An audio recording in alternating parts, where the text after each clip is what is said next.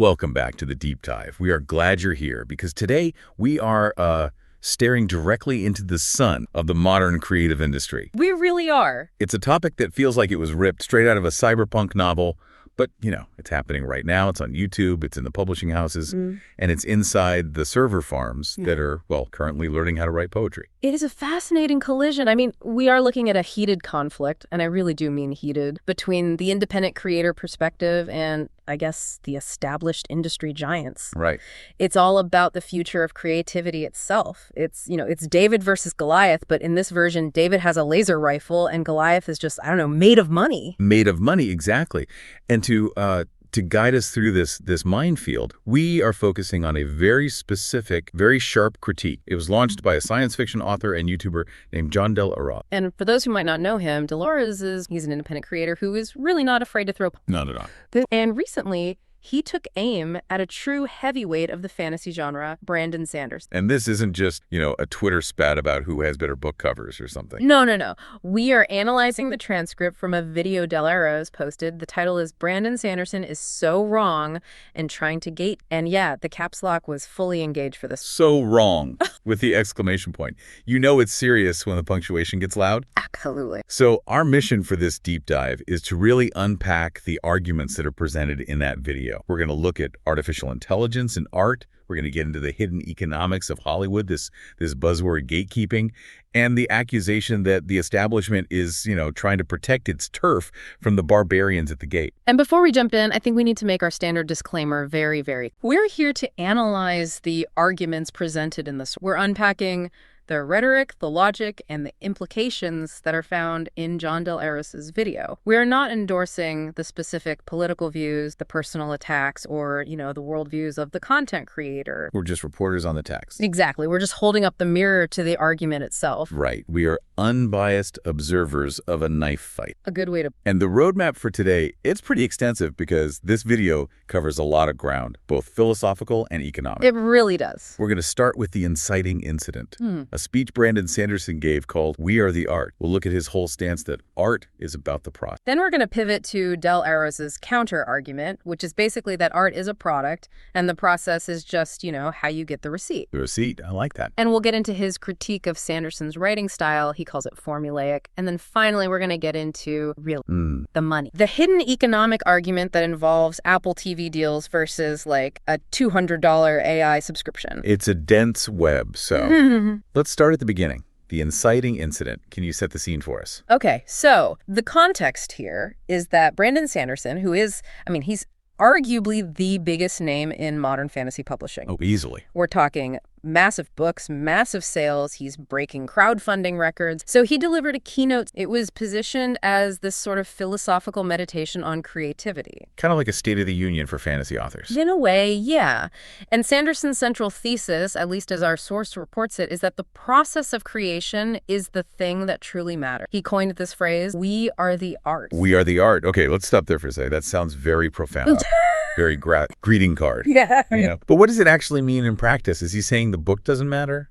Not that the book doesn't matter exactly. It's more that the book is a secondary to the transformation of the author. Yeah. Sanderson is arguing that by writing the book, the author goes on a struggle, the learning, the late nights, the grappling with ideas, all of that changes. You become a different person on the other side of the novel. So the value isn't just in the $30 hardcover sitting on the shelf. Yeah.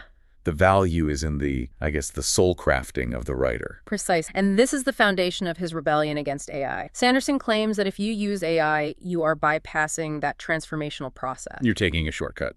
Right. You aren't becoming the art because the machine is doing the heavy lifting. You are, in his view, cheating yourself out of the growth. It's the no pain, no gain theory of literature. If you didn't suffer over the sentence, is it really a sentence? That is the vibe for sure. Yeah. But here is where it gets really interesting concept. The source notes that Sanderson uses a specific analogy to back this all up. He references the famous film critic Roger Ebert. Oh, I remember this vividly.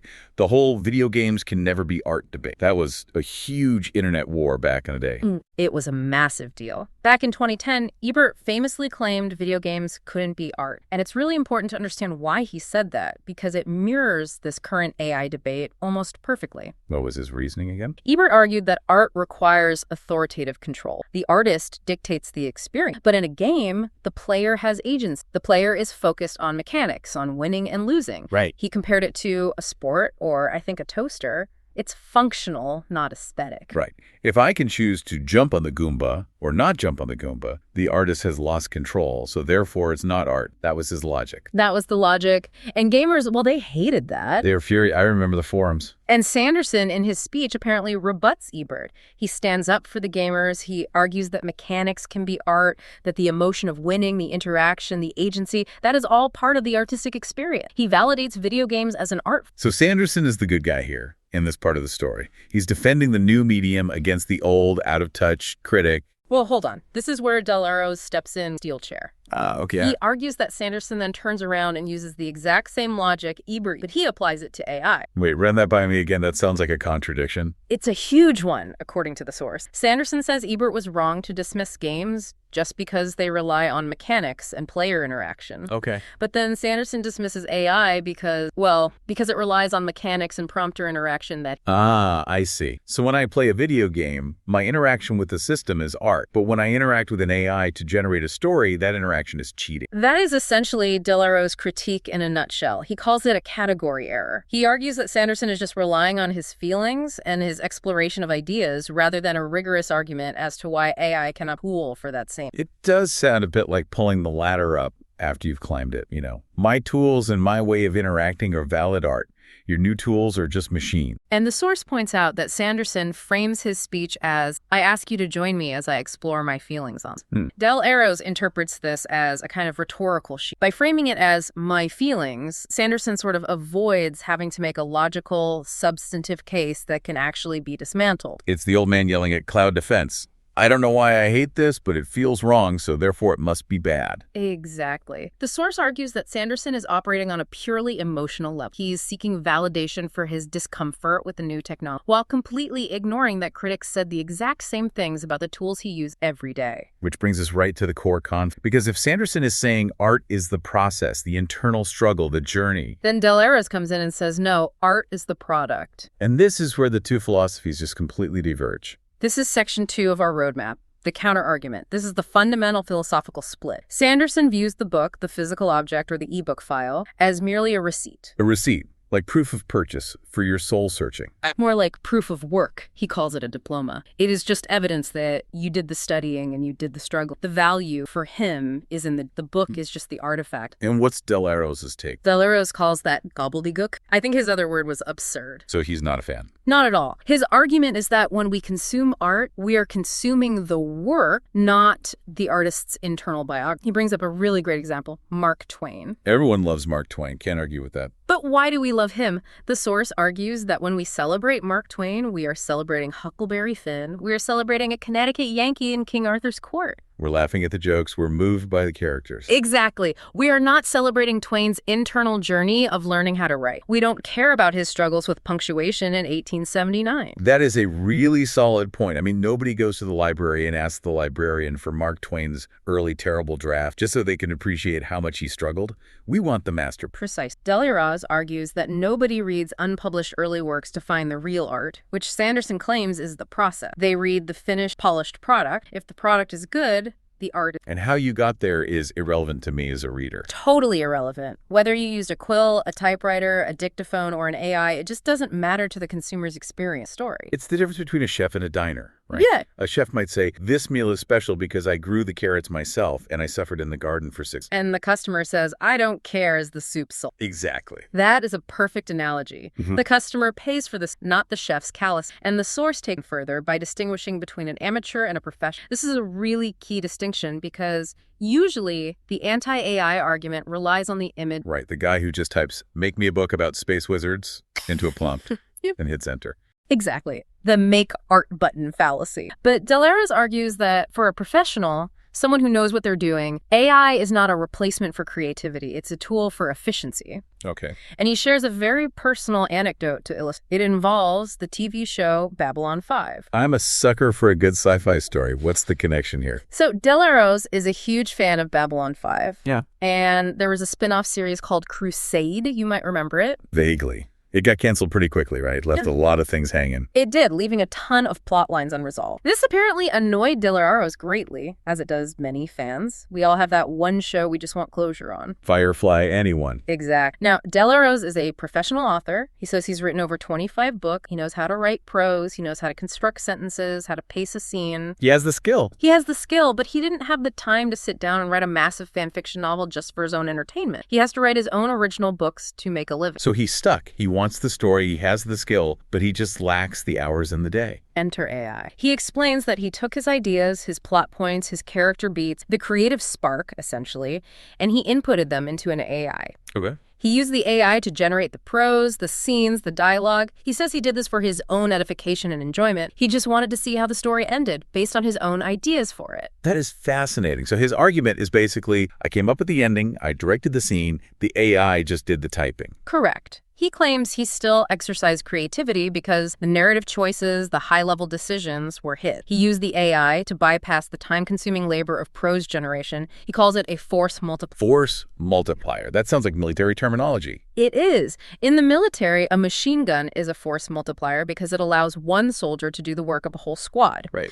In this context, it means a single creator can do the work of 10. The source expands this to other fields. He mentions filmmakers using AI for storyboards. Yeah, that makes sense. Instead of hiring a sketch artist or spending 3 days drawing stick figures yourself, you can just prompt the AI to show me a wide shot of a cyberpunk city at night from a low angle. Exactly. You are still making the composition decision. You are the one saying, no, make it dark, or move the camera a little to the left. You are the director. The AI is just the crew. And if the human is driving, then Arroz argues Sanderson's claim that there is no human element just falls apart. It completely does. The human is simply operating at a higher level of abstraction. Yes, the human is the architect. The AI is the bricklayer. Sanderson wants the architect to lay every single brick by hand to feel the building. And Arroz is saying, I want to see the building finished before I die. This brings up a historical pattern, because every time a new tool comes out that makes things easier, the people who mastered the hard way, they freak out. They do. Every single time.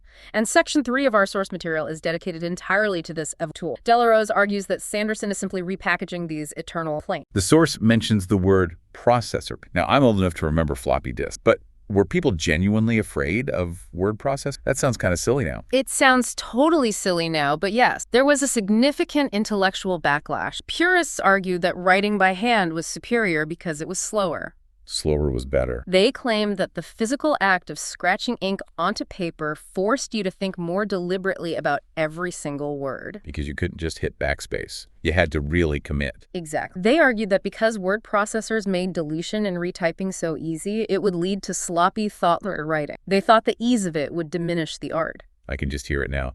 These kids with their cursors, they don't know the meaning of proper structure. And what was the verdict? The source's verdict is they were completely wrong. Word processors made writers more efficient. They didn't kill creativity. They just removed the friction of retyping an entire page because of one mistake. We got more books, not worse ones. Exactly. And then came Photoshop.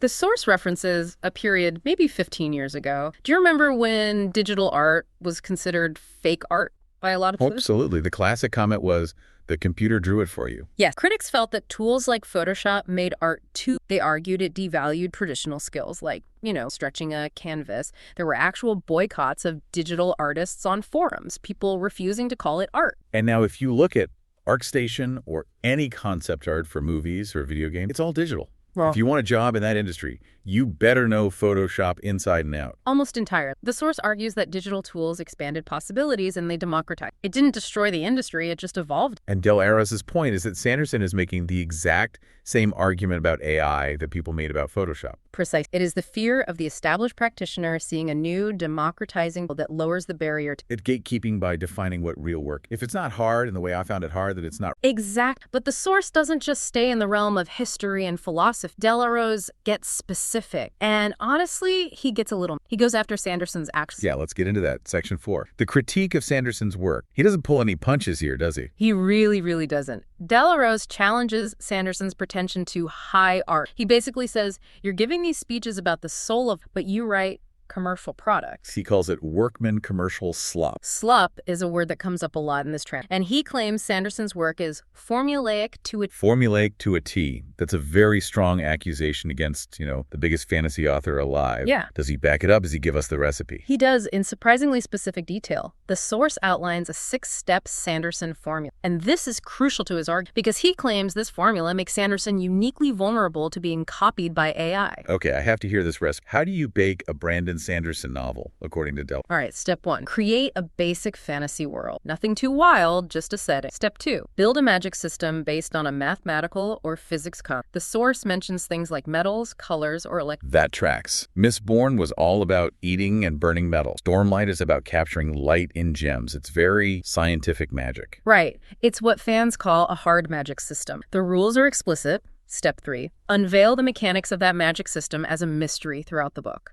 So the reader is learning the rules of this physics engine along with the characters. Like a tutorial level in a video game. Essentially, yes. Which leads to step 4, the video game structure. You build up to a major twist that is related to the mechanics of the magic. The characters figure out a loophole or a new power application they didn't know about. Like unlocking a new ability right before the boss fight. Oh, wait, I can push and pull the metal at the same time? Precisely. Then, step 5, the twist on the twist. Just when you think you know what happened, a second, even bigger twist occurs immediately after the... And finally, step 6, the quirky side character. Ah, the comic relief, the funny sidekick. But the source describes it very, a non-main character defined by a single, specific, memorable quirk. And the example given is collecting socks. The source explicitly mentions holding up a sock. Arroz claims Sanderson uses these single-serving quirks, like a character who always makes bad metaphors, or one who, yes, collects socks to make an otherwise flat character seem memorable. He argues it's a shortcut to creating personality. That is devastatingly specific. Hi, I'm the guy who collects socks. That's my entire personality. And Arroz argues that because this structure is so rigid, world, math, magic, mystery, twist, quirky sock character, it is incredibly easy for an AI to replicate. Because it's a pattern. It's a pattern. He says, if you want to copy Brandon Sanderson, just do Brandon Sanderson. You just feed the pattern to the machine. So the irony here, according to the source, is that Sanderson is out there giving these grand speeches about the sanctity of the artistic soul and the human element, while producing work that the source claims is the most commercial, formulaic, and copyable product on the market. Arroz basically calls him a sellout who is aiming for mass commercial success while preaching about artistic purity. Wow.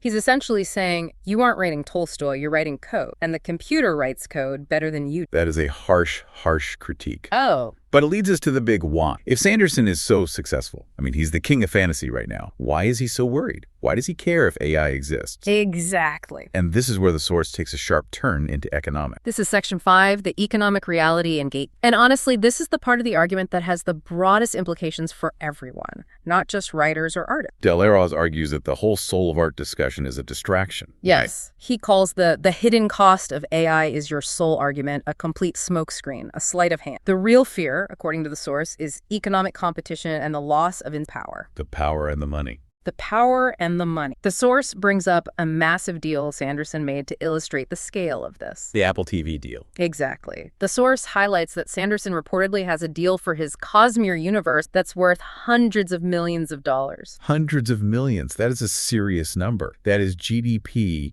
of a small island nation money. It is. And think about what that money buys. It buys the traditional Hollywood production model. To make a fantasy show that looks good, that can compete with the Game of Thrones, you need massive crews, months of shooting, expensive sets, huge capital investment. It buys exclusivity. You can't make a movie like that unless you have a major studio back. You need a Warner Bros. Or an Apple or a Netflix to sign the check. Exact. Traditionally, the barrier to entry for high fantasy adaptations is millions and millions of dollars.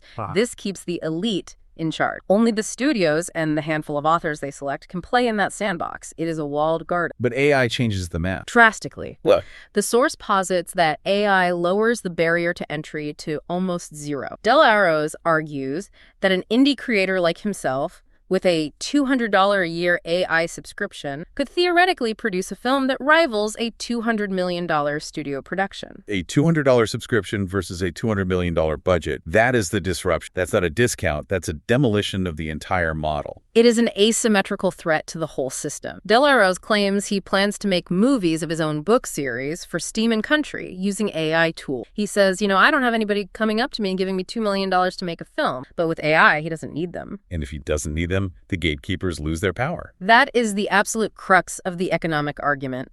The source claims Sanderson's speech is a defense of the system that validates him and, more importantly, pays him. It is not a defense of young, up-and-coming artists. It is a defense of the status quo. It's a defense of the gate. It's a defense of the gate. If the gatekeepers, the studios, and the major publishers lose the ability to decide what gets made, they lose all their leverage. It's the difference between asking for permission and just doing it. Sanderson, according to the source's framing, has the permission. He has the golden ticket. He doesn't want the factory doors thrown open to everyone because then his ticket isn't special anymore. And this fear of everyone getting in isn't just about quality or economics, according to the source. It is also deeply political. Okay. We have to talk about Section 6. Right, the political and cultural dimension. The source does not shy away from this at all. In fact, he leans right into it. He does. Arroz explicitly frames this as a culture war. He characterizes the establishment, and he includes Sanderson in this, as pushing what he calls extreme leftist politics and the LGBTQ agenda. He refers to the output of the traditional system as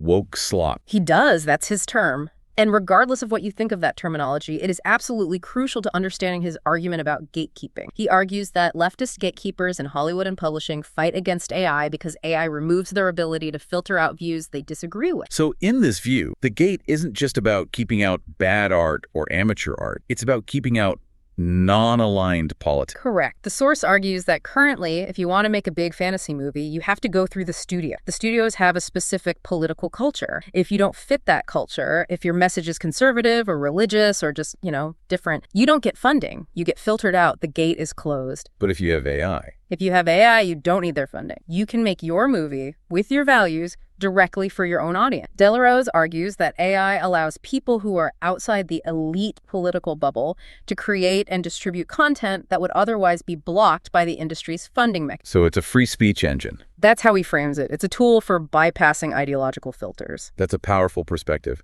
It reframes the entire AI debate from man versus machine to outsider versus established. Exactly. And Arroz addresses his own audience directly here. He notes what he calls a cognitive dissonance. What does he mean by that? He says his audience tends to hate AI because they might value tradition and human effort and craftsmanship, but they also hate the left gate. Right, so they're stuck. They hate the robot, but the robot might be the only weapon they have against the system they also dislike. Arroz argues that supporting anti-AI supporting the Sanders actually supports the establishment they oppose. He tells them, essentially, the enemy of my enemy tool. And if you ban the tool, you hand all the power right back to Disney and Apple and the people you claim to be fighting. And of course, he ends this whole thing with a pit. He's not just talking theory here. He's selling his own alternative. He promotes his own book series for Steam and Country. He positions it as human art, that is, better than sand. He promises swashbuckling adventure, better characters, and he implies a rejection of the woke politics. It's a very clever pivot. The system is broken, the big guy is a sellout, this new technology is the great equalizer. So hey,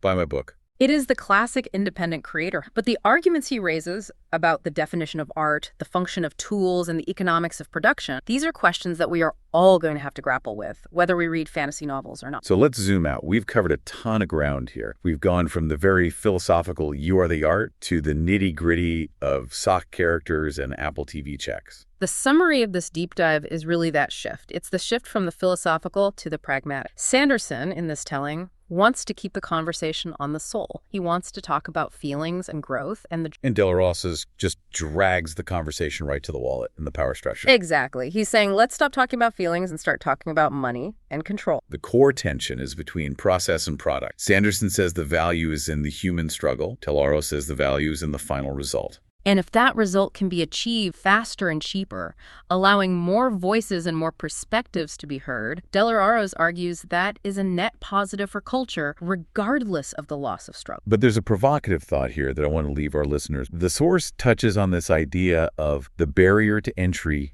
dropping all the way to zero. Yes, this is the thought that if a $200 subscription really can create a blockbuster movie? If everyone can make their own Star Wars, what happens to Star Wars? That is the billion-dollar question, isn't it? Do we lose the shared reality of pop culture? Right now, for better or worse, we all watch the same big because they're the only ones that exist at that massive scale. And we can talk about them at work the next day. We have a shared cultural language. We do, but if there are millions of blockbusters, if everyone is watching their own custom-generated epic, tailored exactly to their personal tastes and politics, does the monoculture just dissolve? Does it just shatter into a billion pieces? It might.